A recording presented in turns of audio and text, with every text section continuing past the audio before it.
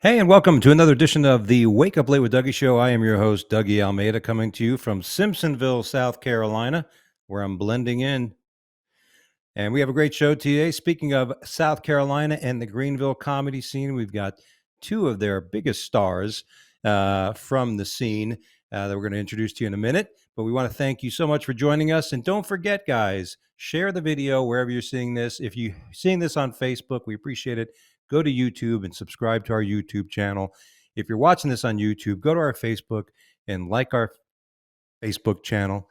And, in between the YouPorn and all that shit. All right. Yeah, all right. Let's do this. Our show is very funny. I'm going to bring back, he's been on the show before. He's Greenville's top guy, head of the comedy zone. He runs the fucking amateur program. And we got a lot of work to do, by the way, with that.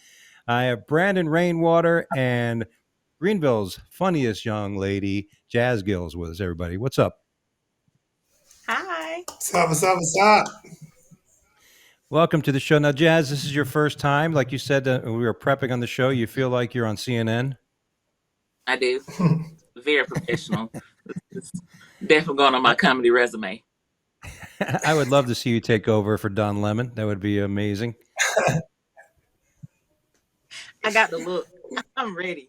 I just need an opportunity. Yeah. just gotta be black to take over. That's the look. Just black. Well, you got to be black. I guess you got to be gay because Don Lemon was gay, right? I don't know. That tells you how much I watch the news. Yeah. I think he was. Yeah, he was gay. Because if he's not, and you're saying you think he is, you see what I'm saying? Well, I know he's gay because he blew me in a bathroom one time in Chicago. No, I'm okay. I was just. Wow, I was going to say Dougie get fired from his own show. Yeah. Get the fuck. I'm not the only way you only know is to know. You know, you know. Yeah, there you go. Well, Brandon's been on the show once before, I believe, and Brandon is touring the country, opening for Ginger Billy, and he's breaking out on his own. He's got shitload of followers. He's killing it on social media. And making a lot of money. So if anybody needs some money, go to Brandon. He's got plenty of cash to loan. I don't know about that. I know else that. It's different. Yeah. I got you. Me and Dougie gonna chip in together. Okay. Get her some Dougie, new nails. Money. It's black people rich and white people rich. Is there a difference? Yes. So yes. What would you say is the point where, as a black person, you've reached richness? Like, what would that be? What is that, like, that telling moment? What is that barrier that's broken? When you can put your bills on auto pay. Yeah. That's the first one. You don't have to worry about it. Get gas and not look. Just put the nozzle in the gas and walk off. That's another one. Like, it's level. That's funny. Yeah. You don't have to worry about it coming out of the account. Just go ahead and do it. Yeah, just auto pay and set it and forget it. There you go. I think that's. I remember that moment. I remember that. As soon as you said that, I remember that moment where it wasn't like I had to worry. Like, is it going to be? And how great was that? You're younger, Jas, and Brandon, you're younger than me. But I remember when we were able to use the computer. Like once you set up an online account with your bank.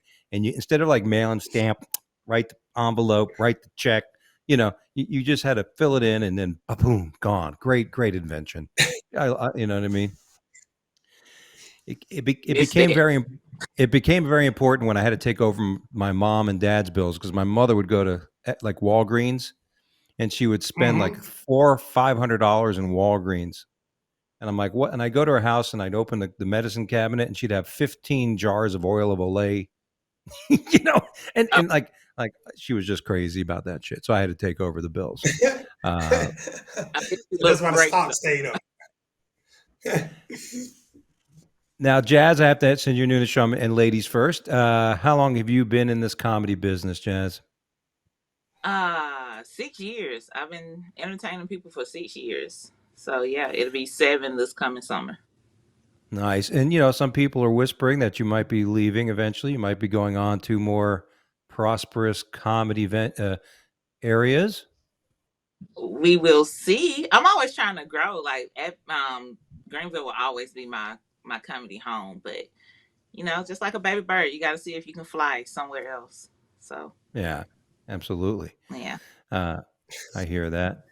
Brandon's all over the place now. Yeah, Brandon, you thinking about leaving us? Are you thinking about moving? I mean, I'm at this moment. No, I mean, with social media and everything, I kind of feel like I can stay put where I'm at least for now, until someone asks me to leave. When someone, if I get the opportunity and say, "Hey, we need you here," that'll change. But as of right now, I'm cool, at least for now. Got an airport. I can get to most places I need to go to. There you go.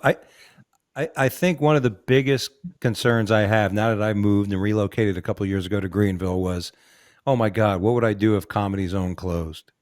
It would be like, oh shit, And need a new home There's for a her. radio room. Yeah. Now I've said this in the last couple shows. Last week I had Jacob Nolan and of course David Zaslav on the show, and as I tour the country, I brag about our open mic, which Brandon has a big part of running it, and Jazz as well. And and I boast about it. I say, look, we got a great open mic. We get 20, 30, 40, 60, 80 people in there paying $15 to watch it. And I recently spoke to somebody when I was in Atlanta, and they go, "Oh my God, I don't think it was great. I was there, and the comics were horrible." And I was like, "Oh well." So that's not the point. I said, it's the venue. It's the venue. It's let's not talk about talent. We could get some, we could get a couple more comics in here who up to par, but everything has yeah. Was that Jazz? Our top comics, yeah. Our top comics can go with any top comics in any level. And just once you get past like the first, the top 8 to 10, then it gets thin. Gets thin. So what you're saying, if the Greenville comedy scene was a basketball team, we'd do okay in the first quarter, but when the bench come in, we get our asses kicked. Yeah. When the bench come in, we're in trouble. Yeah. We'll hang in with Alabama for a little while. Yeah. Then it's gonna get really, really, really, really, really ugly. Now, I spoke with this actually, David and Jacob and I spoke about this, and again, Brandon's a big part of running the open mics. We've had writers meetings, and last from a few weeks ago, I suggested to you, let's have a talk with Jesus meeting with all the comics, because there were some issues. I've already set out. I mentioned this already on Facebook. Listen, don't come to an open mic and do crowd work, okay? Don't come to an open mic and do crowd work.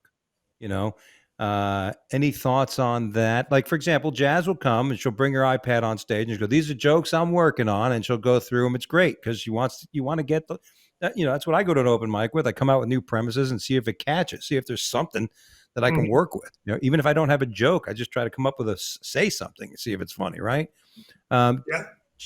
Jazz, what's your goal of when you go to an open mic? What's your goal? I think the goal should always be to grow, to take something away from every experience. So if you're up there and you've been doing the same joke over and over again every week and it's not hitting, you probably need to retire that joke. That's what open mic is for. If it hits, you can see how you can build off of it, make it grow some more. But for me, open mic is practice. As you guys know, like when you're doing 45 minutes, 50 minutes for a show, you don't have time to spread your wings at an open mic. So you're just like, I'm going to try this now, or you either get to try it at a showcase, one of the two. Yeah. What do you think, Brandon?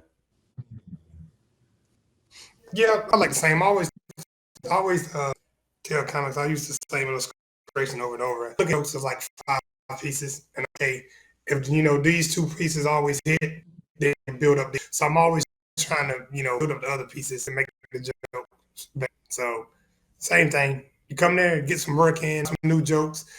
If it's a big crowd, do maybe one or two jokes that you love and one or two new jokes. But you should always be trying to work on some stuff. Yeah, it's funny. You guys are in the same location, but her internet's much better than yours right now. you, you- you seem Really? like you're. That's Yeah, crazy. you seem like you're on the fucking space shuttle right now, reporting in to NASA. He's recording off a Let me calculator, a move that. 283K. Yeah, he's in the There we corner go. between the. There we go. There we go. Um, Hey, yeah. let me So switch my now, one of the things while you're doing that, one of the things somebody said to me, because sometimes in our open mic, it's a great venue. It's we got a crowd, everything's great, great sound system. Uh, you know, but sometimes we have 20 to 20 something comics going up, and we're giving them 5 minutes, right? So one of the things that I request, and one of the things I'm going to throw into the suggestion box is maybe we should start giving the comics, since there's so many and the talent is a certain way. Maybe we should start giving them 3 to 5 minutes. Yeah, And whoever that's and actually that's actually what it's supposed to be.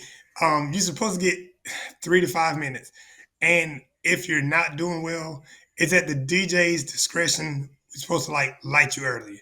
You know, um, it depends who's back there or how that goes. Sometimes we have the right DJ back there; he will light them faster. Sometimes you have another DJ back there, and they just like, okay, everybody can stay 5 minutes. But if you're not getting the right amount of laughs, we're supposed to, since we let anyone sign up, we're supposed to, for a lesser word, kind of like punish you if you're not getting the laughs you're supposed to get. Hey, you're not trying to get the laughs, you're not getting the laughs, light them early, come back next week and try again. yeah, So I it's think if supposed to be any 3 to 5, but got yeah, if somebody's not doing well, you get a 1 minute light. So if you're not doing well at 2 minutes, you're going to get a light. And here's the thing: I think we should have like one of those was like in the Apollo, the Sandman comes out with the can. Like if somebody walks out on stage and goes, "What do you guys want to talk about?" Just pull them the fuck off the stage. Like yeah. nothing aggravates me more besides like when they come up. So what do you guys want to talk about? And they come up or they start dancing around for 5 minutes. Like just just get to the fucking shit. It's like you're Mm-hmm. obviously wasting time. Even though we're telling jokes, there's still a level of seriousness and professionalism that you're supposed to bring with you, even at an open mic, even if it's 2 to 3 people in the audience. Like we're up here to entertain, and I think sometimes people get so lost in it and just like I'm in the lights, people are listening to me. Let me tell them how I say percent by switching to Geico. It's like that is not what we're here for. Like, where are the jokes? Where's the entertainment? So I really wish, and this is just for like comics, period, not just in our scene. I really wish people would try to get back to entertaining. Lately, I've been seeing a lot of shock value and a lot of just offensive comedy, and it's like I get that, but what does comedy mean to you? Because Yeah. that's why we're at the end of the day. I mean, part of the having the meeting, I wanted to ask them, like, what is your goal of the open mic? Are you a hobbyist? Are you just coming out here like it's karaoke? Are you actually trying to get work? Are you hoping that the Comedy Zone is going to hire you? Because it really, to me, the open mic is a farm system for the Comedy Zone to find hosts. And it, right. it, And it, it is. Mm-hmm. you want to come up and if your first joke is an ass eating joke, and then where do you go from there? It's funny, somebody will come up with an ass eating joke and then they'll tell a joke about their girlfriend, then they'll tell a joke about eating Oreo. I don't know. It's like listen, maybe you should save the ass eating joke for the end of the fucking set. you know um Yeah. you know what I mean. But nevertheless, and because that's what we want to have. We want to host. We want to have hosts that can come up and do. And that's listen, as a comic, that's always your goal, right? You want to be a host, then you want to be a feature, then you want to be a headliner. That should be the normal Yeah. progression, the way Yeah. it goes. That's the way it goes. Comedy Zone asked me, one of the bookers for Comedy Zone asked me a couple months back if I could tell him of any features that he didn't know of in the area. And, the people I named, he already knew pretty much, And he's like, and no one else besides those? I was like, no. And I could, I couldn't name anyone besides the ones that I had already told him about before. And he was like, okay, man, I'm just seeing if there's anyone we need to be keeping our eye on. And I was like, not right now. And I told those guys that I was like, hey, man, listen, like, you got to give me something to do. If I can't, be confident that you can do 5 minutes in front of a sold out crowd on Friday and Saturday, or not even sold out crowd, just 5 minutes of good material, I can't trust you. Then I can definitely can't recommend you for nothing else. It Yeah. sucks, but It also makes it harder to book local people for shows, and I'm pretty sure every scene has this problem. But when you can only do 5 minutes or 10 minutes, and I need you for 20, like I need a good 20 minutes, and I hate when people are like, "Well, I have 10, but I can give you 20." No, you can't. No, I don't want it. Like, Yeah. yeah. So Yeah. They're going to repeat their jokes in a different tone. Okay, I'm going to just go back and start over. straight It's from true. Well, that's what I think. I think that's what we're seeing with this crowd work nonsense at the open mic. I won't mention the person, but I said to somebody like, you got to work on your act. And after I spoke to that person, the next open mic, they were doing that. And then 2 minutes into their set, their material wasn't doing well. And they reverted back to the crowd work. And I'm like, I told this person, I said, look, I've never met a comic that ever got hired for doing crowd work. You know what I mean? I've met comics that didn't get work because they did too much crowd work. You know what I mean? But it's never been a decision process of doing it, right? And then, like I had a habit sometimes of going on there, like somebody would go up and I would make fun of, I kind of say something about the person who went up. And then we had the newer comics trying to do the same shit. Like, look, you are not are proficient enough. You are not talented enough to fucking roast somebody.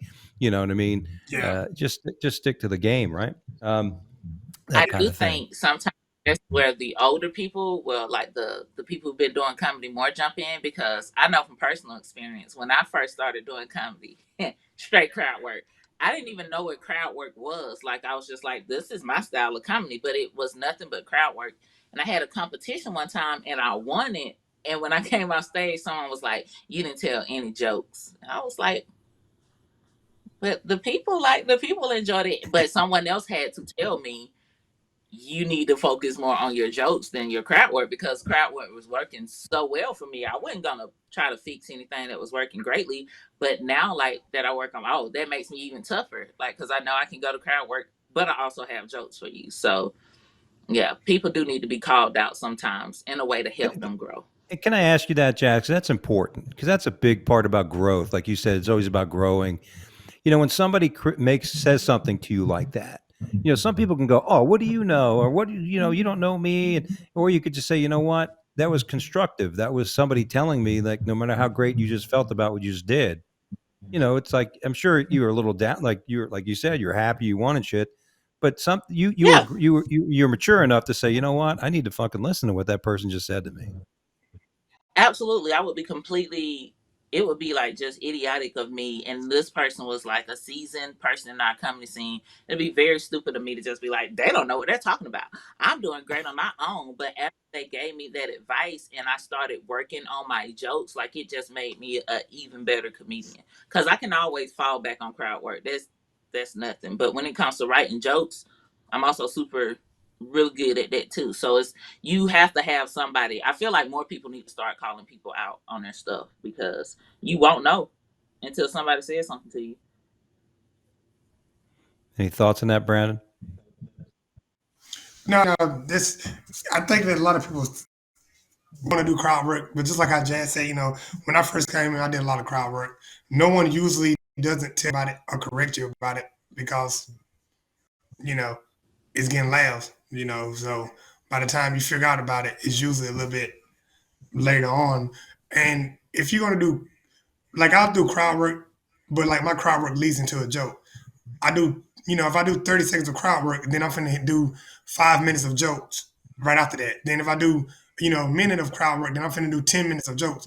You have to have enough material to be able to pull for. If someone says something, about their mom, you do a little something about their mom, but you have enough jokes. So that's what I think a lot of it is. These guys want to just get up there and do crowd work with no end to it, with no joke, no nothing there to go from there. I was like, you do the crowd work is just gonna be your introduction, but from there you got it has it's to me it should lead to a joke at some point in time. If it never leads to a joke, then it's too many other things that factor into it for it not to be whether it's a good set or not a good set. The crowd may like it, but then when you go home, and you're like, oh man, such and such was funny. What was that joke about? You had to be there, man. He picked at this dude in the audience about such and such. Okay, but tell me a joke about it that you can take for it. So that's when, when I started, I was doing shows with, it was only having 2 or 3 people, and it was the same 2 or 3 people. And they was asking me to come and headline each week. So I was like, okay, I got to write jokes now. Because no one ever tells you, bookers, a lot of bookers won't tell you because you're you're good at closing their show. You're funny. The crowd enjoys it. So they don't. There's no need for a booker and a little booker who's only paying you $50 for the show to tell you, hey man, you need to work on it. And you find out later. I found out by myself. No one ever told me. So I kind of found out through trial and error. The best criticism I ever. Go ahead, Jazz. Brandon brought up a valid point. I think sometimes people think crowd work is just asking a series of questions. Do y'all have any kids? Y'all married? Y'all know y'all grandmas? Okay, well, let me tell you about the story of me in high school. And it's like, why did you just ask those 3 questions? Like, they have nothing to do with what you're talking about. Yeah. Crowd work. Somebody once said, like, it's crowd manipulation. I think I got that from Brandon. It's just like you. That's me. I do crowd manipulation. I don't do crowd work no more. Yeah, because the difference is crowd manipulation is that I have so much off so many topics that you're going to say something that I can lead into a joke. So I may start off, I may ask you like, hey, we got any couples in the house? Like, hey, couples, how long you guys been married? Okay, from there, I'm going to say, let me tell you the difference between couples who been married together past 10 years compared to 5. And that's a whole 15-minute bit about that. So it's crowd manipulation because it's random questions that they feel like they're getting, but I already know where I want to lead you to. So I was like, you guys are throwing crowd work out there with the hopes of that you can grab something that's funny enough to become a joke. I already have a joke based off of these questions. No matter what they say, how long you guys been together? 2 years. How long you guys been together? 100 years. I already got a joke lined up for it. That's the only part right there. So it's crowd manipulation. They feeling good about it. The crowd is involved. But from here, now come on with me. Watch this. Yeah. So, yeah. That's a great distinction, crowd work versus crowd manipulation. It takes time and learning on your own. Yeah. Well, you have well, 2 things. Like, one thing is, like you both, like Jazz, you have a personality, so you can get away with doing crowd work because you're interesting on stage. You have a personality. You know what I mean? Yeah. You have to be interesting, and that can carry people. But like you said, then it comes to a time where you got to come up with material. Like if you go into a crowd and you ask them a question, they're not answering, and they're just quiet crowd, you're done. You're done. And like you said, listen. There are people that could do crowd work because they're quick and they're quick-witted. Like I'm not gonna like me, but I love doing it because I've been doing this 17 years. I performed in over 40 something states. So you've been through it. You've been in the trenches. You've had shit happen, and you're ready. And like you said, like Jazz, nothing. It makes me. Where are you from? Oh yeah, you born there? Oh, you got any kids? Like, where the fuck is this going? What are you, a census taker? Nowhere. Like, what I mean? It's going nowhere. Hey. And they're fishing for something funny, and they have no idea what the fuck they're doing. And it's like crowd work should not be forced. They're hoping. They're waiting for it. And they want the crowd to write their joke. What was that, Brandon? That's what I'm saying. I'm like, guys, they're like, oh, Brandon, I'll try some crowd work like how you do. I said, I don't do that. I don't know what you just did, but I've never done that. I've never done it because they don't know when to stop it. Like if you ask something, like you said, and it's not there, it's like, okay, you guys don't want to hear that. You're not participating. I'm done with it. But they just, like Jazz says, you guys been married? I know you've been married. You love her? Okay. Well, let me say some more stuff. Yeah. It's like they got a fucking checklist, like, hold on there. Let me see. I mean, it's like, and it's funny. And, and I am that way. I've always been the person that has to stand up because, when I was started out, I was like that. I was naturally funny and this and that. And I had this guy come up to me after, and I'm all high on my set. And I said, what'd you think? The guy says, you got a lot to learn. I went, now, the difference between me, I was older. I didn't start when I was 20. I've been in the martial arts. I'm a professional. So I listened, you know what I mean? And it hit me. And it was the most profound advice I got early is that there's a lot of shit I got to learn, and that's the way I took it on. And I think it's important. And one of the things I like about that, especially Brandon and I are very common with that, is that when something's going on, I'm going to tell him, and when this particular comic came up to me and said, what'd you think of my set? I'm like, well, what the fuck you doing crowd work at an open mic for? Like, what do you mean? I'm like, I don't get it, So that's new too, man. That's new. Like a lot of companies want to come and work on it. It's like, oh, I want to work on it because this. I was like, man, oh, I don't know what you just did, but whatever you're trying to do, it wasn't successful. So stop it. Yeah. So let's talk about something. Let's talk about where we're going. Let's start with Brandon. Brandon's got a lot of shit going on. He is breaking out like crazy. I'm trying to hook my caboose onto that guy. I'm even saying. I mean, I've even had that conversation with Brandon. Like, hey man, if you need an opener, I'm glad to open. And, how often? Let me ask you that. How often do you get people asking that? And number one, and number two, how do you handle it when you know damn well you're never going to have that person open for you? No, no, man. Like I listen, and what I hope is that when I am like make it to the level where I'm going to, is that I will be able to throw a lot of people, a line to say, hey, man, come up and throw some stuff like that. So if I get situated good enough to either bring some people with me, or either be able to tell a club, hey, this guy's funny, you want to bring them too. But yeah, it ain't for everybody. A lot of people say it, but it ain't for everybody. And I'll tell them, hey, man, I do this and that. Yours don't match with my style. So you'll Maybe tell just them. try You'll this tell them. person. You'll tell them. You'll tell them. Yeah, yeah. I make it nice, but I'm like, nah, man. If it ain't for me, I'm like, yeah, man. No, bro. Me and you ain't gonna work. I say it nice, but I will tell him. Well, Got to. when I asked Brandon, he goes, I like you, Dougie, but you're white. And no, I'm kidding.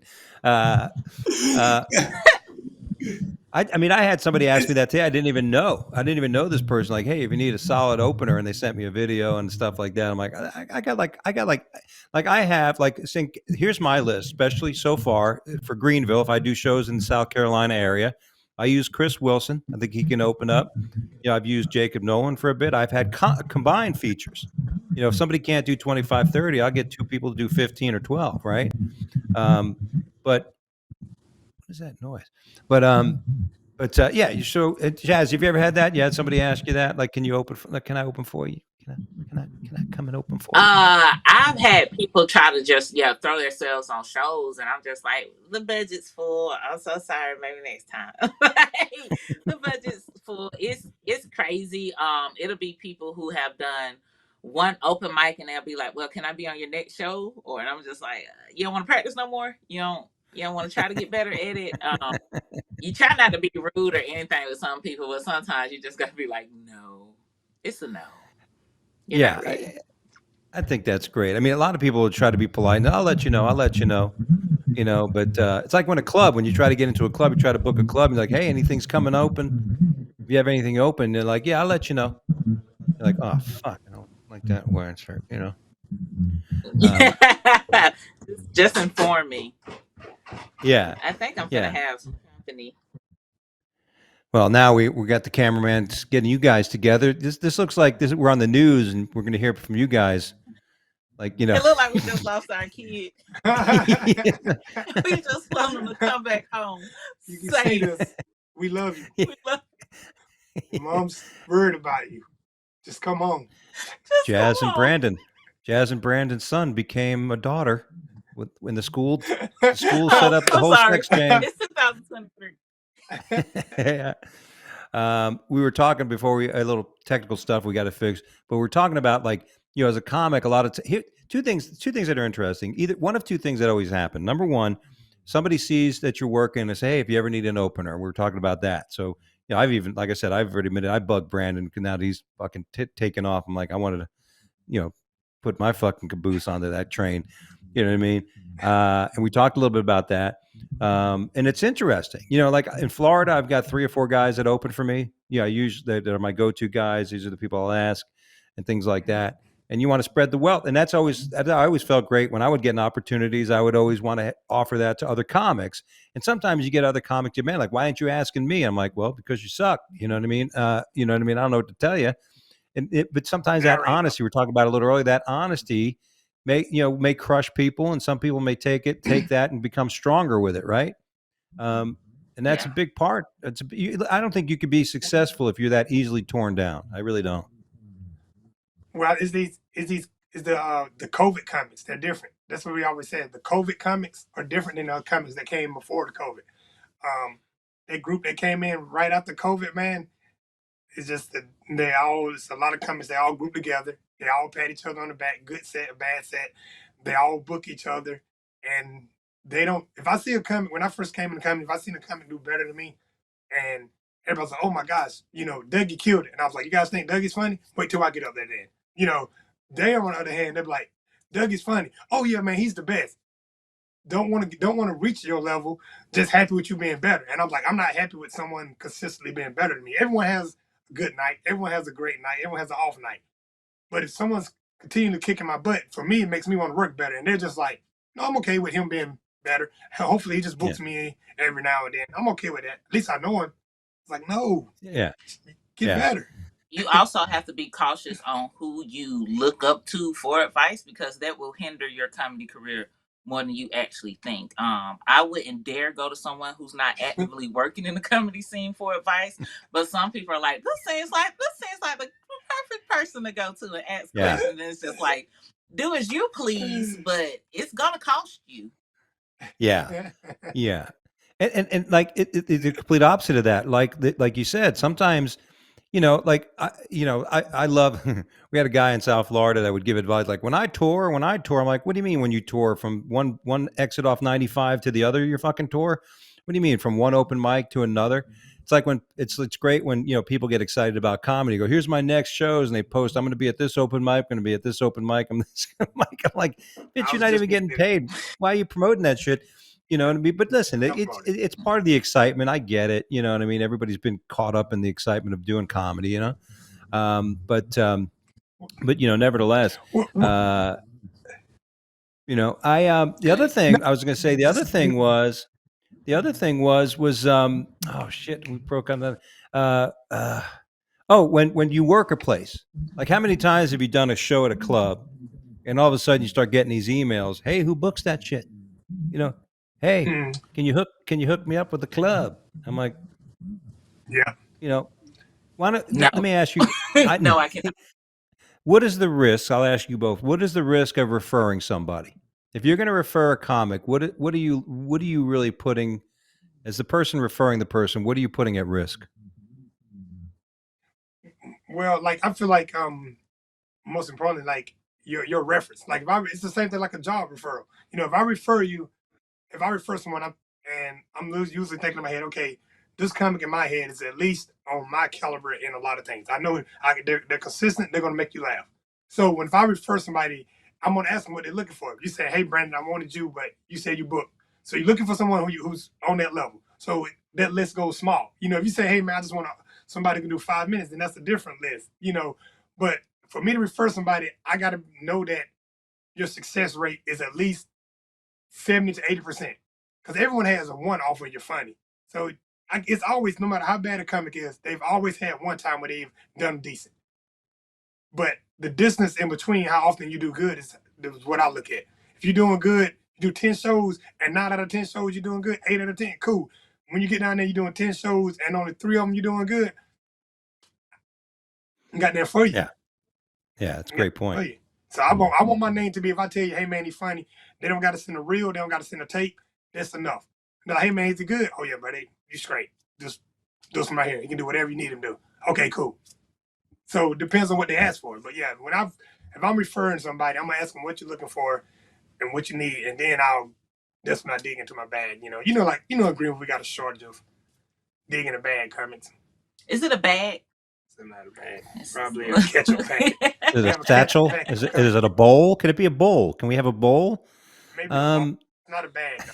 It's not a bag. It's not that full. And that we got time to build that. And like we said earlier, I'm all for that. I'm all, I enjoyed coming here. You guys have taken me in well. When I moved here, it was great to fit in out of nowhere, and you guys showed me love, and I admire that position of being a veteran comic and helping. Because I've always been that way. I like to help, but if you ask for help, you need to be ready to hear what you're going to hear. And a lot of times people say, "What do you think of my set?" And I'll say, "Well, do you want me to just blow smoke up your ass, or do you want me to tell you something that should help?" You got to do that. That kind of thing. All right, let's get into the segment. Let me ask you. I got a few funny questions I want to ask you guys and hear your opinions. All right. Let me start with you. I'll start with you on this one, Brandon. But do you think Lizzo is sexy? We've seen all we have seen on the news in the last week is Lizzo and fucking some highlighter marks around her body and shit, and she says she's beautiful, and all this kind of thing. And you know what? I think she's incredibly talented. But I relate to when somebody says they're cool. When somebody tells me they're cool, they're probably not cool. You don't. You can't just. So Brandon, and I know you got a beautiful black woman sitting next to you. I don't want to cause any rift. She may have her own opinion, but do you think Lizzo is sexy, Brandon? I think Lizzo has sex appeal. I think some of the things she do sometimes she may go too far with it.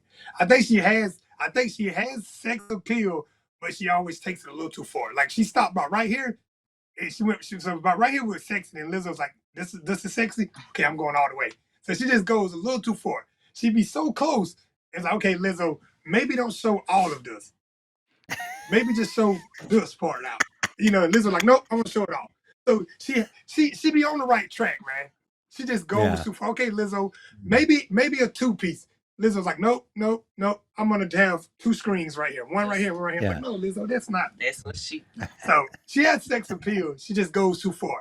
She just she red lines too much. She gonna red line. Yeah, it's okay for her to pose. It's okay for her to pose, but to bend over in front of the camera may not be a good idea. Posing in front of it, but bending.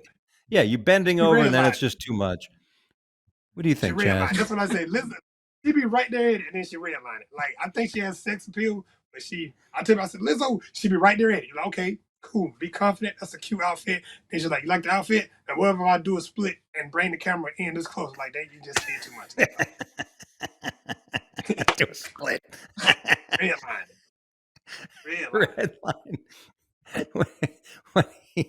What do you think, Jazz? Have you ever redline, Jazz? Have you ever? I'm not that risque. I think Lizzo is beautiful. I do, and I probably like as a bigger girl, do whatever you feel. Sometimes I just feel like women in general, not just plus size people or like small people. I'll be like, girl, we don't leave nothing to the imagination no more. Like you can see everything on the internet, and I'm like, okay, somebody's into Lizzo. Somebody. Somebody's gonna be into it. So for me, it's not my cup of tea, but I don't knock her for doing it. A lot of people like, I feel like nowadays people be like they're happy about something, but they still want to be socially accepted. And it's like, if you're truly happy about it, doesn't matter what anyone else says. If I do walk around in a 2-piece in my living room with a clarinet coming down my steps, that's between me and my house. Like, I don't feel like I need to post that and be like, hey, I'm sexy, right? You guys think I'm sexy. Not knocking Lizzo, but women in general. I think we have moved to a age where it's like everybody wants attention for their body. Nobody really cares about it. And she's super talented. Like, here's the thing. If Lizzo never did that, she is super talented. Like, the girl can perform her tail off, but she feels it's necessary to do that type of stuff. And I get it. Big people feel like they need representation, but it's just like, I want everybody to go away. Well, if she's going to perform that tail off, she's got a lot of performing to do. And listen, by the way, I didn't know that wind was that reef or wind? I don't know. Wind instruments like the clarinet could be sexy. Woodwinds, the reef and the what's that called? The I don't know. Anyway, but yeah, I listen. I just, it's always scary. I, like you said, I think she's very talented and stuff, and she's finding an angle, like this. But enough. Like I don't find her sexy at all. I think she's talented. I love her. I love her energy. I love her confidence. I think that's all great. But like you said, red line. Like, enough's enough. I don't want to see that person bending over in front of my camera. It's just not what I need. Can I ask you something? How do you feel about Meg Thee Stallion? You don't know who that is. I think she's sexier. Right? Do I have her, Meg Stallion? Did she do something with Meg Cardi Stallion, B? Was that she was? Did she do something? Yeah. Okay, I think I remember. She had it. Yeah. Listen, I love the sisters. Listen, You know, That's what I, Jazz was trying to ask when I asked. I see what you did just there.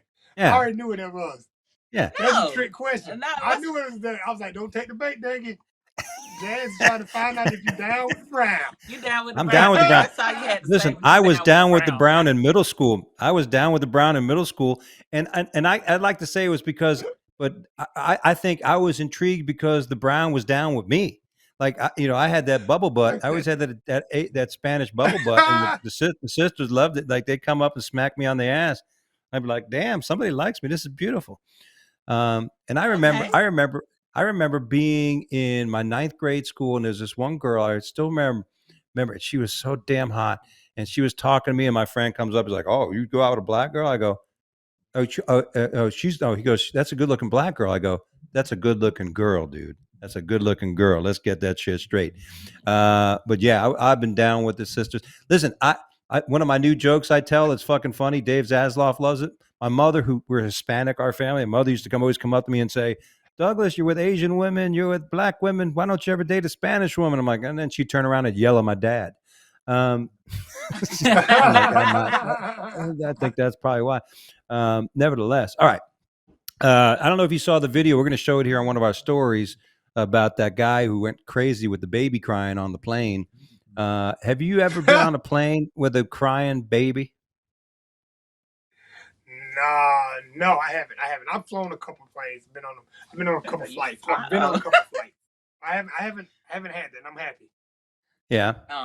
I'm terrified of heights, so I was this close to being the crying baby on the flight. I have only been on a plane a couple times, but I was reaching out to my 3-year-old nephew, like to hold my hand because I was terrified. And my sister's over there asleep. And I'm like, somebody please hold my hand. So as far as the man cussing out the baby, He cussed out the baby? he cussed out that baby. Like wow. he was calling the baby little MFs and everything. Like Yeah. Wow. he was like, did he pay extra to scream? Did he pay Yeah, he went off on that Yeah. baby. They didn't have any melatonin for the baby or something? Do you want to drug your baby for a flight? Is that what parents do? I wouldn't, but I'm just saying they could have, a little Yeah. NyQuil, just a little. Harriet Tubman style. What's that? Yeah. We're actually going to She show used the to knock kids video. out. We're actually going to show a video of that guy, but I thought one of the funniest lines was like, "I'm yelling, the baby's yelling." I'm like, I guess you're a fucking idiot baby, dude. Fucking mentality. It was fucking nuts. We're going to play a little bit at one of our stories. Next question. Do you believe we landed on the moon? Jazz, do you believe we landed on the moon? Absolutely not. No? All in a No. Hollywood studio? Yeah, we lie about everything, bro. I don't trust nothing that they put out here. Like, if so, I feel like we have probably done other stuff that we don't know about, but I don't know about the whole moon landing. The older you get, it looks like a cute idea, but sometimes you're just like,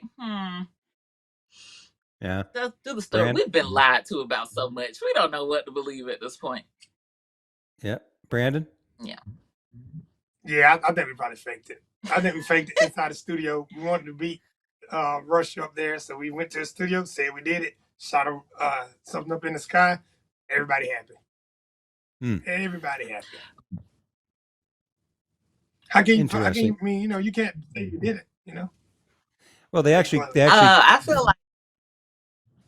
Go ahead. Go ahead. No, you go ahead. Oh, you go. Okay. All right, We still ain't found basic cures for stuff yet. Just the basic stuff you think we as humans would have figured out by now, but you mean to tell me we can fly to space and make it back safely? How many successful space travels have we had, like, in my lifetime? dozen or so. Like, oh, actually, to the moon. They're supposedly they landed on the moon a few times, 2 or 3 times, right? I think. That's what they said. That's what they said. Yeah. Well, one of the things you look up, some of the astronauts placed a plate on the moon that a laser always measures the moon's distance. So it's actually we were on the moon. All right. When it comes to dating, what is your biggest deal breaker, Jazz?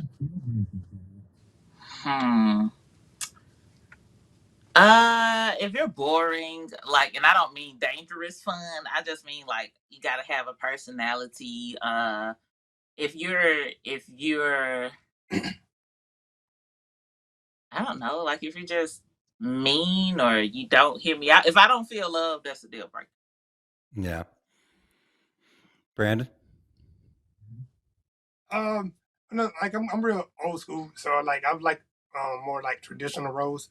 So like like someone who can cook would be nice. You don't got to cook all the time, nothing like that. But like I like traditional stuff, like you know, um, a soft spot to land. You know what I mean? So and my newest thing is no one who has to go to therapy 5 days a week. They have to go Oh, to therapy. If you have to go to therapy every day, if you have to go to therapy each week yeah. That's for more than one day, you have multiple trips to the. If you, that's probably gonna be a no for me. Is there a level of hotness that will make you like avoid or ignore that aspect? Like if she's super smoking and she says, I go to a psychiatrist twice a week, you're not gonna go, all right, I'll deal with that shit. You don't No, it's not no, you don't break no. you stick to your guns. I gotcha. Dougie, you ain't never One of had my a crazy girl? Oh, fuck yeah, I've had a crazy girl. And Yeah. one of my deal breakers is bad breath and women who fart in front of me. I I I don't dumped like two that. women. Yeah, I was dating this girl years ago. Well, I was years ago, but and she was beautiful. She looked like Paul Abdul, and I started making out with her the first time, and her breath smelled like ass. That was the last time I saw her. Um, I don't care if she She didn't brush talks her teeth salads. that night. Oh my god! All right, No, there's no excuse for that. There's no excuse for that. exactly, and you're right. Trouble if a woman says, "Oh," and the other thing is this: when you go out with somebody to date, and they're like, "Oh, my ex boyfriend was an asshole. Oh, my other boyfriend was an asshole." I'm like, "Well, guess what? I ain't gonna be the next asshole boyfriend." The Yeah, big one. that'll be.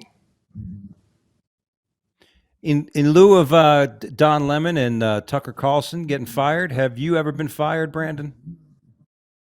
Oh yeah, Yeah. oh yeah, What's the worst? numerous What's the times. worst experience or the funniest experience you ever had being fired? I guess like the worst and kind of like the funniest was the same one. I was working at Carvana, and everyone know they called us all on a Zoom call. It was remote, and it laid off 2,500 of us all at one time. Oh It was shit! so funny. Yeah, and it was like, so everybody was like, "Hey man, are you gonna be in this Zoom call?" No, I'm not this one. Are you in this one? Yeah, I'm in this one. So we're trying to see who's in whose Zoom call. I'm like, well, this is a good worker. If they're in here, I should be safe. But we don't know how they decided how they decided who. So you couldn't go by that. I could have lined up either. I could have lined up in the good worker side or the bad worker. They didn't. So, but they laid off 2,500 in one day, dude. And I was like, this is hilarious. Over Zoom call, Holy shit. quickest. It was like, hey guys, if you're on this call, bad news. We're letting you guys go. That one was bad. And then I like laid off for this another job and got balled out. So I was remote on this one too. So they said, hey, we want to have everybody bring their computers in tomorrow. We want to refurbish them. I was like, no, they fired Mm-hmm. us. And they was like, no, Brandon, Yeah. there's nowhere they fired. I was like, bro, you don't got to refurbish no computer. I was like, we just got balled out, 3 months ago. It's been lazy people off. It's like, no, man, that's not it. That's not it, Brandon. I Yeah. come up in there and it's like, hey, Brandon, I handed my computer. They said, well, looks like Brandon know what this is. I was like, oh yeah, but I was like, do I got to stay? It's like, no. I said, where I got to sign? It's like, I was like, give me my service package. Like, I don't care. I don't care to do the Yeah. talking. Why you letting me go? Yeah. Yeah. Lay off, What fired, bother? all the same to me. Yeah, I get you. all the same. Yeah. In the financial planning I haven't business, been that was fired really you. much. You haven't. But yeah, real quick, that was always the thing in the financial planning business. When they said, "Hey, come in and bring your laptop," that was it. That was Party's it. over. Yeah, yeah. Yeah, you knew Party's over. because Bring that they want laptop. That's it. they want their equipment back. Jazz, you've never been Want that equipment fired? back. I said I've only been fired once. Yeah. I was working at a fine dining restaurant, and I graduated from college like the summer before, and they brought me in there, and they was like, "We feel like you've outgrown the company. We just need for you to sign this paper. We want to let you go." And I called my mama, and she was like, "Don't sign that paper." She was like, "Let them fire you. Do not sign that paper." And I was like, "Okay." So I was went back in the room and I was like, "Do y'all want to fire me?" They was like, "No, we just want to let you go." And I was like, "Well, let me give y'all a reason to fire me." So I cussed everybody out. From the office to the cafe, came back, did it again. She was like, "I'm gonna need your shirt," so I'm unbuttoning my shirt and I threw it at her. I was like, "Yeah, y'all could have just told me y'all didn't want me here anymore." But that's the only time. Other than that, Wow. I like to leave Interesting. jobs. I like to leave them at the top. Yeah. Yeah. There you go. Yeah. I agree. I like Here's I like to here's leave. something I don't know if you're aware of, but the Pentagon says there is maybe an alien mothership in our galaxy, and it's probing us as we speak and monitoring us. Do you guys think they're aliens? And if you do, are they friends or foe? Oh yeah, it's aliens, and they're probably foe because if you're the superior species, why would you be friendly? Superior, you gotta be friendly. You can be foe. Yeah. I mean, it's like an ant asking, looking at us, say, "Do you think humans are friends or foe?" We're friendly, but we're definitely more enemy. Yeah, we've killed billions of them. I feel like when it comes to aliens, it's very weird to just think we are the only living creatures in the Milky Way. Like, if you know how big space actually is, and galaxies and Milky Ways and all that stuff, to think we're the only things alive, you have to been on lost your mind, bro. So definitely believe it's other stuff out there. I do believe that we are probably more advanced than some species, and there are probably some species that are way more advanced than us.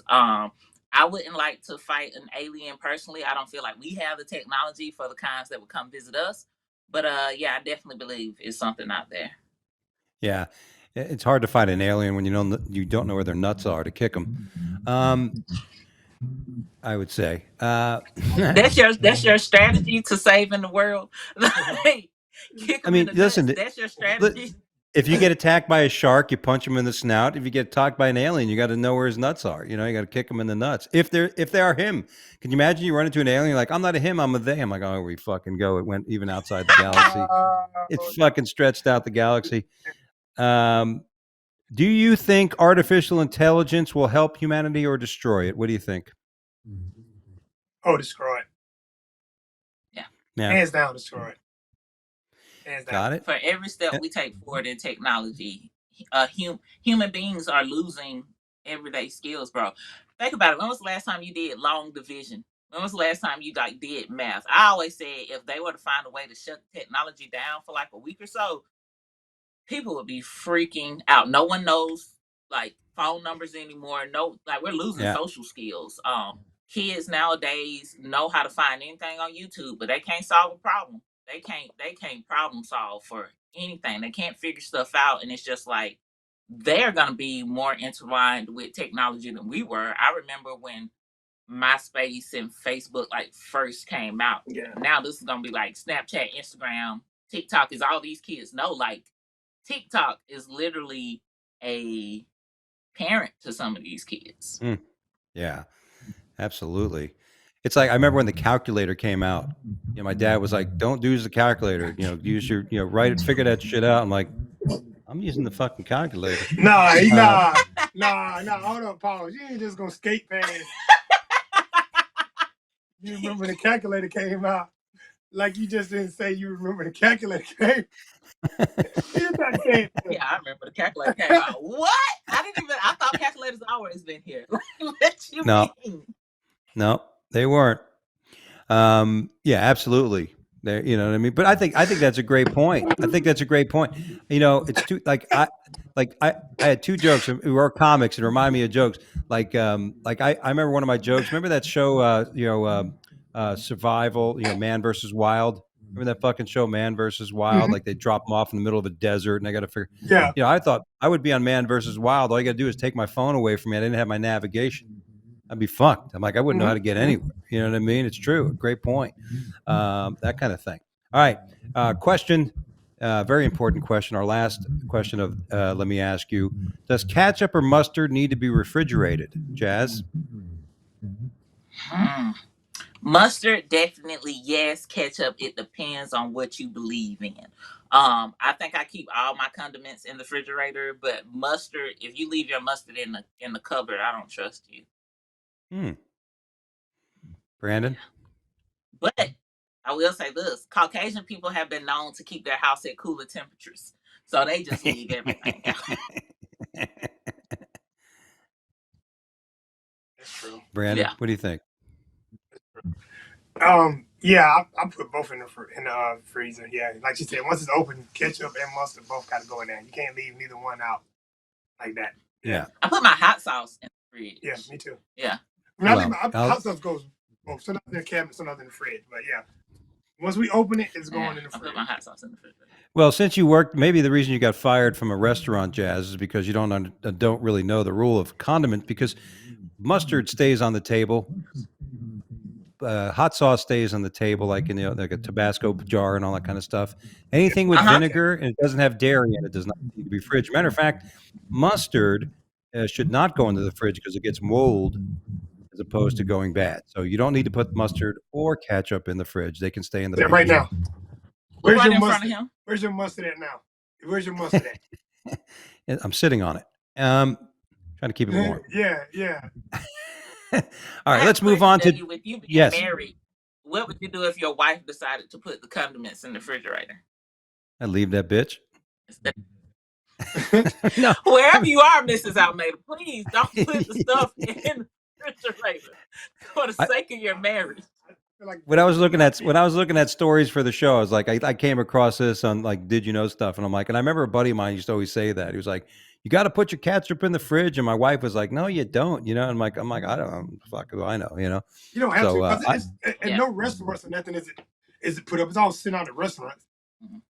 Yeah, and I also the idea. Fine restaurant, so there was nothing on the table, with just salt and pepper, and they had to be kissing each other. Like, yeah. All right, let's move on. Let's move on to Did You Hear? This is where we talk about stories from around the world and we try to make fun of them as comics would.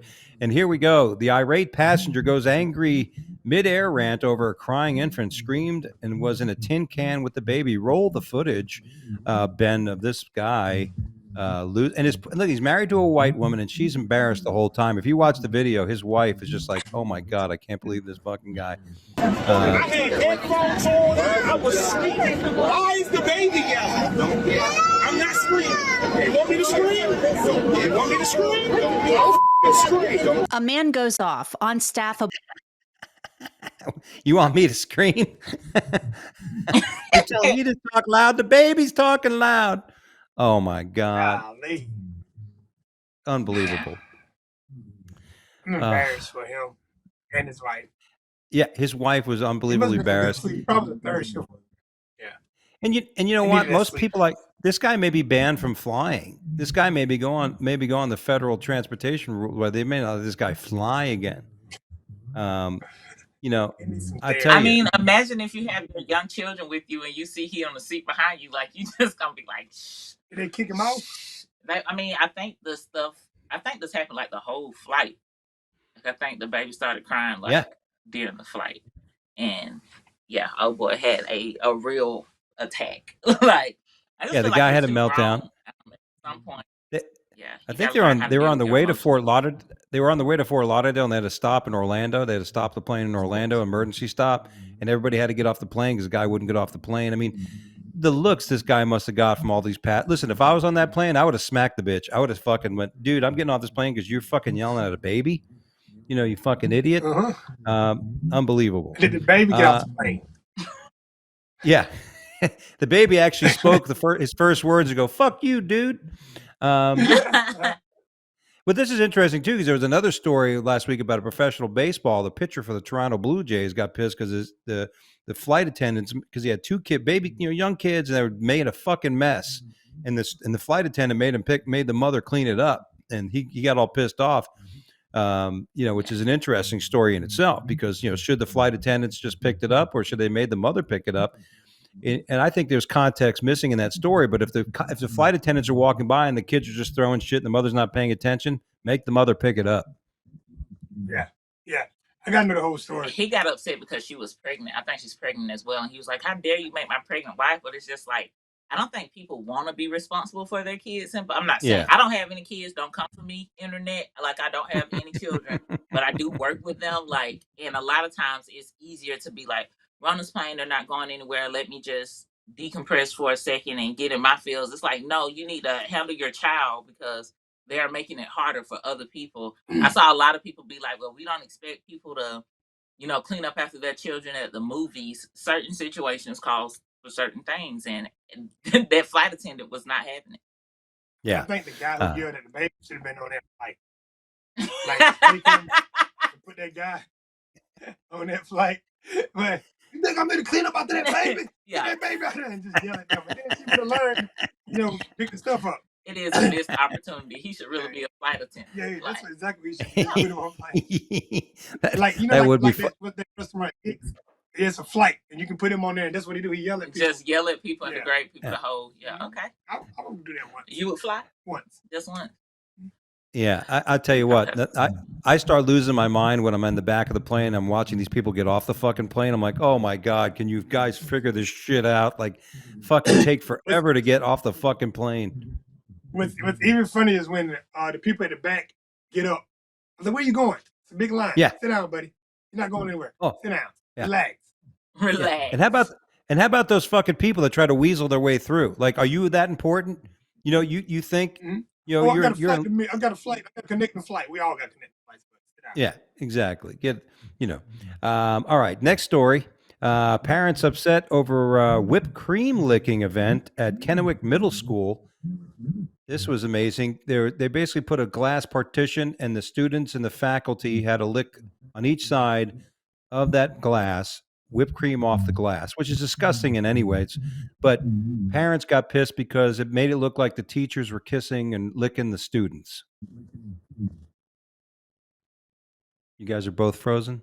That's the reaction right there. Shit. I thought you guys were that's nasty. Like, see, here's what I be want to know with stuff like that. Nobody don't be like, hey, man, that's a bad idea. Yeah, like, how many people did they have to go through? And I'm pretty sure the right people were not on the board, because imagine having like a school meeting and it's like, it'd be great. Let's get a piece of glass. You know who approved it? The Pope. Pope. Actually, the Dalai Lama. Dalai Lama says, then they can suck my tongue. I got it confused. All right, stop it. Let me do that again. Hey, you know who probably approved it? The Dalai Lama. Maybe. Yeah, lick my tongue. I know you're right. Somebody, a religious leader somehow. Actually, oddly enough, the people that approved it was the same people at Bud Light that approved Mulvaney, Dylan Mulvaney, for being the spokesperson. Same person made that decision. They gonna come for you. Yeah, they definitely coming for Dougie after this. Come and get it. I've been very vocal about this whole story, about all this whole nonsense. I can't go through Yahoo News or any type of news source without watching endless stories about transgender drag shows and all this kind of shit. I'm like, how fucking this is really what we're talking about? This is really the story that we have to. What is it, Brandon? You lost us at Yahoo News. Why are you looking at Yahoo? Yeah, Yahoo's still up. Yahoo's still open. You could have went AOL for this information, like our voice said. I look at Yahoo News. Who? Yahoo ain't a chocolate milk. Yahoo ain't a drink. Yeah. Google looking at him like, we were finna sponsor his podcast. But as soon as he said, there when the calculators got invented, and he still looks at Yahoo News. Dougie was there for the beginning of interracial dating. I was the first. I fell in love with who was the girl on Good Times? Valona? What was her name? Valona, yeah. Jimmy. Yeah. Oh my God, me and my brother had the biggest crush on her. Let me tell you. I'm tired of seeing it on Yahoo Mail. He get it mailed to his house and read the article. Oh, you don't get the Yahoo newspaper? They stopping it in September, Dougie. Oh, that's sad. I got to find a new source.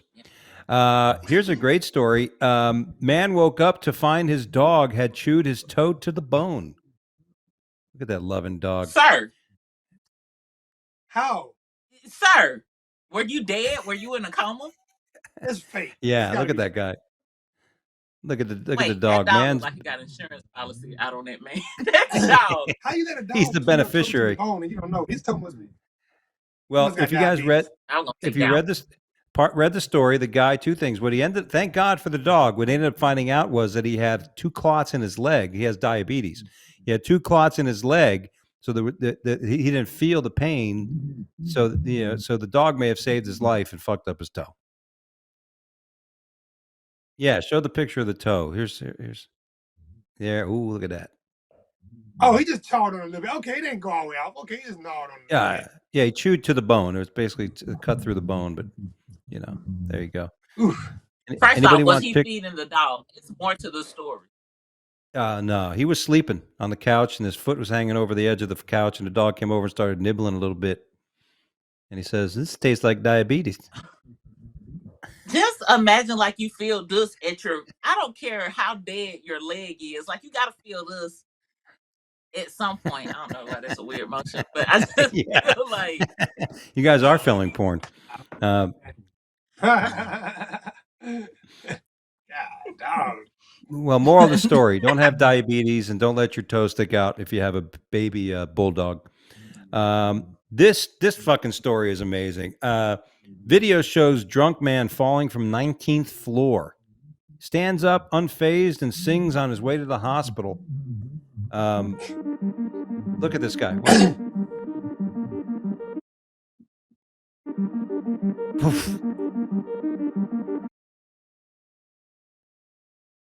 Oh, it's fast. 19 floors. Look at him. I'm all right. I'll brush it off. Probably because he was so drunk, man. Yeah. Yes. You're right. The guy was drunk and he was on somebody else's balcony. He was wasted and he fell on somebody's car. I know there have been like incidents of like people getting in car accidents and being so drunk and they're just like, no, like they're so drunk.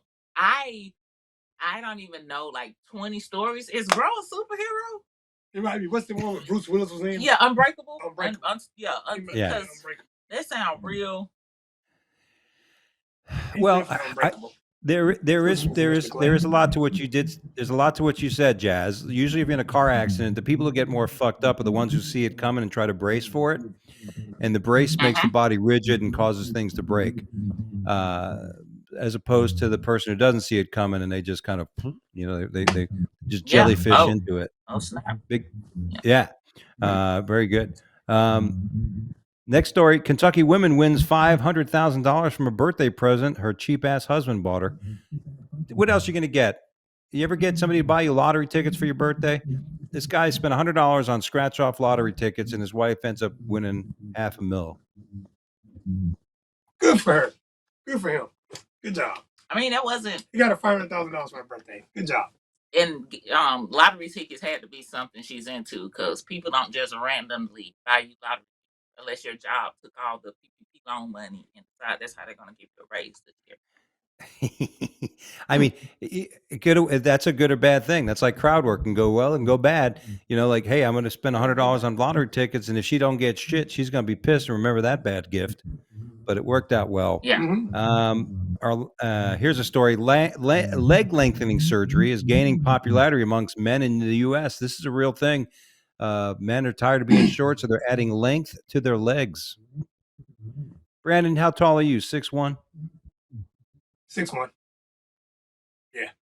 And you actually, Jazz, you're tall as well, right? You're like 5'8", 5'9"? 5'12".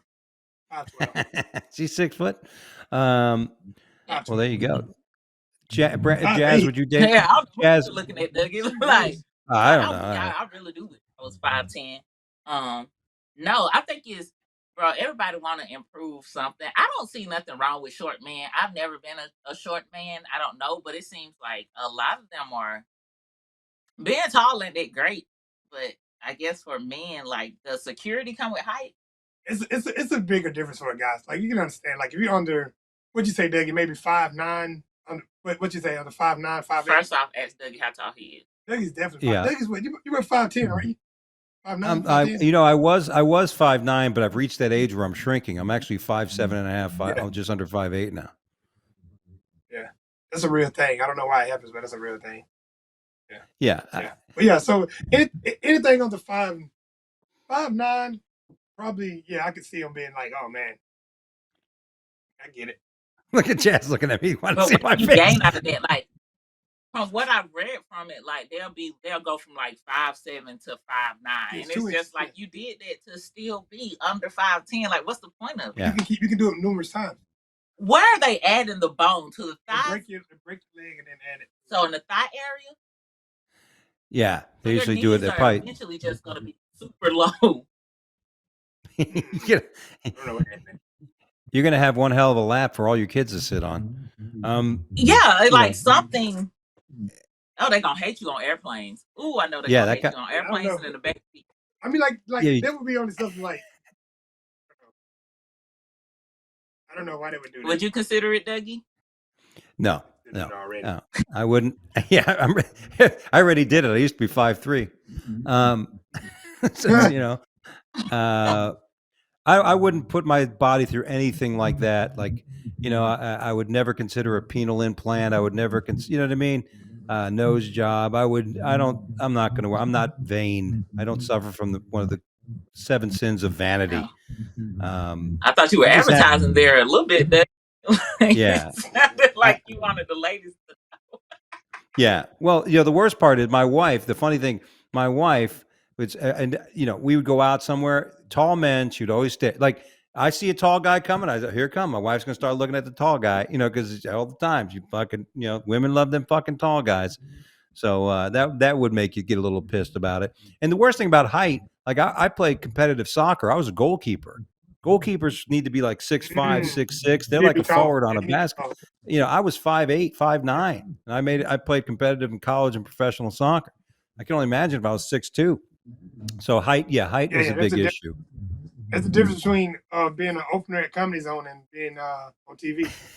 Yeah, exactly. All right, our last story, real quick. Chinese man sent to prison for scaring 1,100 chickens of his neighbors to death. Guy goes in there, he scared the shit out of 1,100 chickens. He came in with some barbecue sauce and a fucking grill, and they all got the shit scared out of him. Only in It China. wasn't a black guy. I was just going to say, I'm happy they specified it was an Asian man. And thanks for saying that, because I know the Asian wings prices should be a little lower now that they got all them free No, you chickens. can't eat that. Those are the only kind to eat, right? No, but you can't eat something that dies of natural causes. You can't eat it like But he just scared them, so the chickens had a heart attack, cardiac you can't arrest. eat dead stuff like that. Oh. You have to kill it. You can't? You can't eat dead stuff like that. You can't eat I something don't that know. dies of natural. You can't. No, you can't eat nothing that dies of natural causes. No. I don't know why.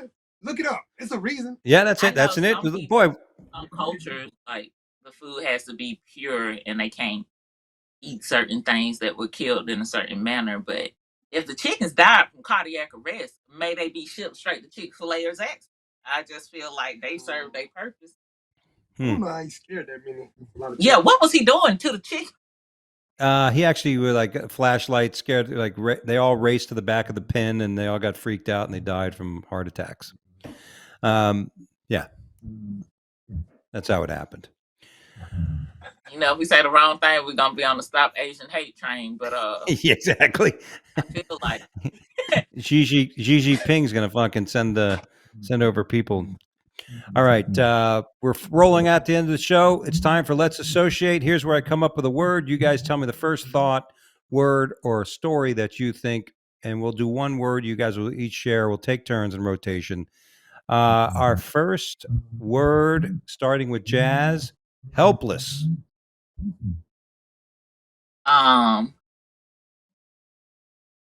I want to say, first thing I thought of was like disabled people, but that's just because I work with special needs children in a lot of situations like they're helpless, and you just want to help them. That's the first place I thought of, but that's what There I you like. go. I like helping those who can't always do for themselves. Gotcha. Brandon? First off, I thought you said hopeless. And I was like, why is she talking about disabled people? Because I'm like hopeless romantic. But like that makes helpless makes a lot more sense. So I didn't even think of the word. So I threw that one all together. So helpless. I don't know.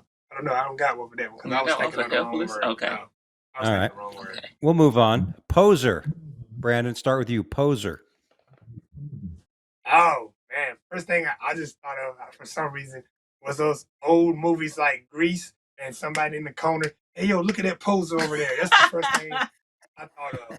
Was the uncool dude in the corner with the wrong type of blue jeans on and the wrong type of leather jacket, and everybody else like, yo, cool it, daddy-os. We got some posers over there. And Dougie talking about, yeah, get all calculators out. I was just gonna say, how old are you? You never watched Grease? I've watched Grease, but You yeah, know, Grease is a musical, right? yeah. It was a Grease movie. is a Yeah, it's a musical, movie. It's a right? musical, a movie that with John Travolta and Olivia Newton-John. Yeah. They came out. Okay. The guy who wrote the motorcycle, not John Travolta, the other guy. Who was that? He wrote the motorcycle. He jumped over the car. Not because Evil- we're going to bowl tonight. It's more than one Grease, right? Ain't it 3 of them? Oh yeah, it's a couple of Greases, Was there? Anyway. but we only acknowledge the person. Yeah. I never read that I'm on sorry, Yahoo News. It hasn't came out yet. Yeah, they're still getting to that story. Yeah. Poser Jazz.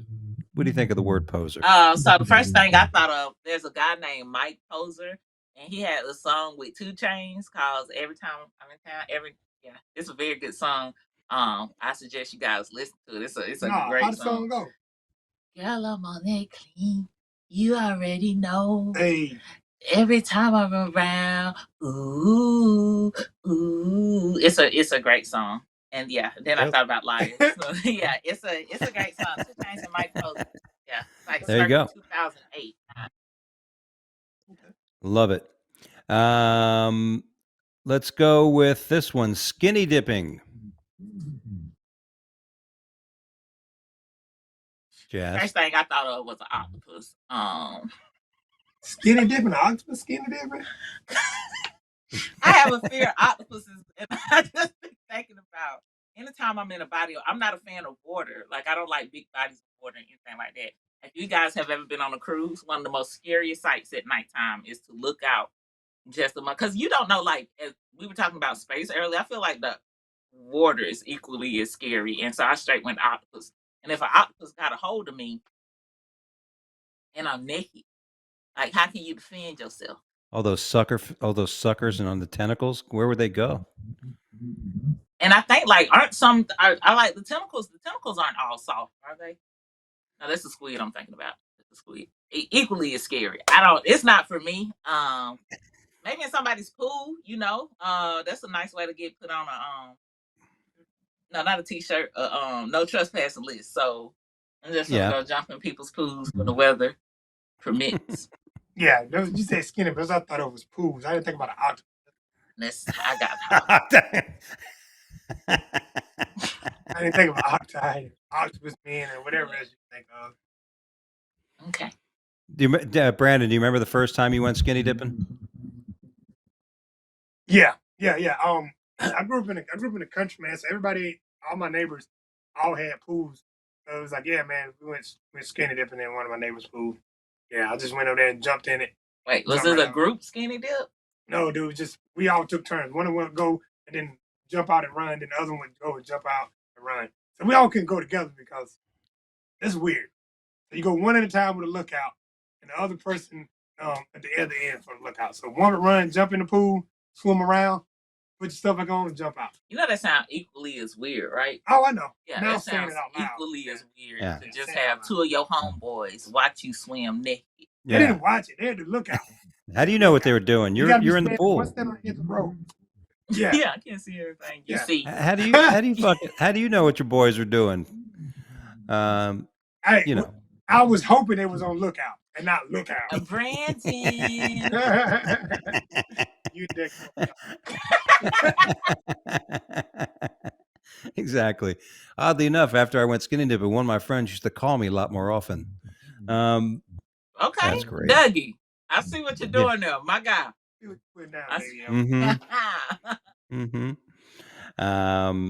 And our last word is enough.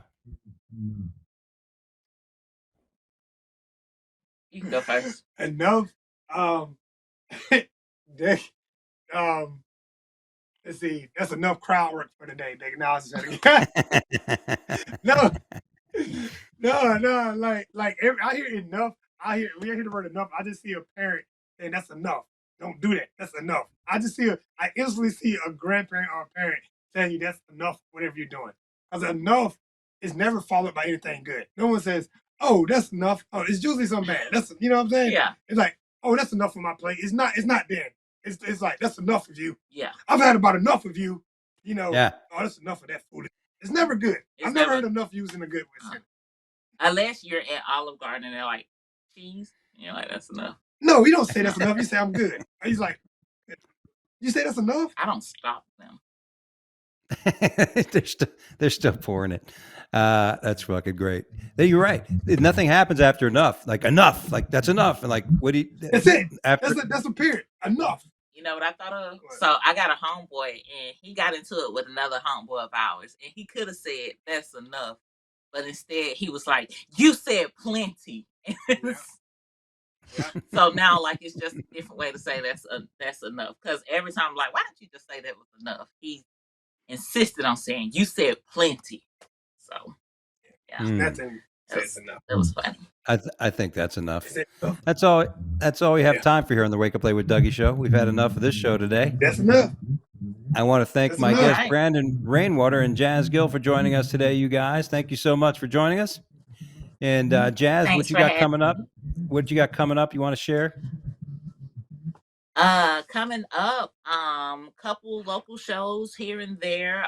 You can follow me on Facebook, Jas Gil, or Instagram, Jazz for Laughs. Jazz for Laughs 24/7. I post a whole bunch of my events up there because every time people ask me that, I go completely blank. Hopefully some big stuff coming around the corner. We're not gonna talk about it, but hopefully we're just keeping our fingers crossed. And yeah, just be on the lookout for this face because you're gonna be seeing a lot of it. That's right. Brandon? No, just about to say, man, finish up the tour with the guy who I'm with on Ginger Billy. And then August, I got a couple of tour dates I got, planning out now. So hopefully I have while he's taking his year off, hopefully I have a good, year and so on the road. So, that's it, man. I'm just excited about hitting the road again, with headlining. So yeah, that's great. Fingers crossed. That's it, man. Congratulations on that. But if you're ever in Greenville, if you ever get a chance to see any of the either Jas or Brandon, be sure to do it. And it's fun. I've got some stuff coming on. I got a sold out show and some distillery here in South Carolina. I'm going to be home in the South Carolinas for most of this month and next month. I will be a host for the Greenville Comedy Zone most of the month of May. So if you're ever in Greenville, you're going to come to Greenville. Or if you're in Greenville, come out to the shows at the Comedy Zone in Greenville. I will be your host most of the month. And go to DougieAlmeida.com for all my dates. And, of course, Instagram at Dougie Dangerous and the Funny Fiduciary on TikTok and on Twitter. And like I mentioned at the beginning of the show, be sure to subscribe to our YouTube channel and share the video with your friends if they enjoy having a laugh or two. And that's it. We'll be back next week with an all-new show right here at the same spot. God bless.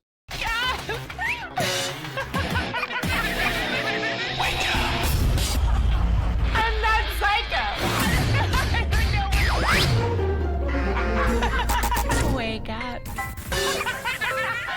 Wake up.